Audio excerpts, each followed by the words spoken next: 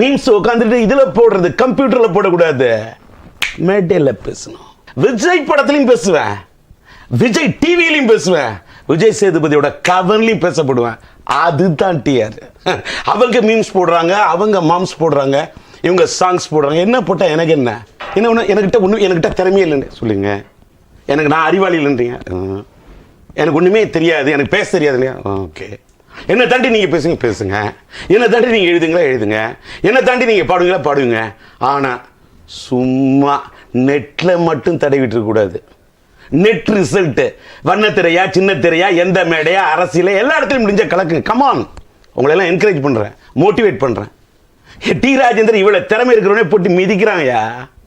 இவ்வளவு திறமை இருக்கிறவங்க இன்னைக்கு நேத்தி கட்சி ஆரம்பிச்ச, முந்தா நாள் கட்சி ஆரம்பிச்சவங்க முதலமைச்சர் ஆகிறதுக்கு ட்ரை பண்றாங்க. ராஜா, 35 வருஷமா போராடுறேன், எனக்கே இந்த ஆப்பு.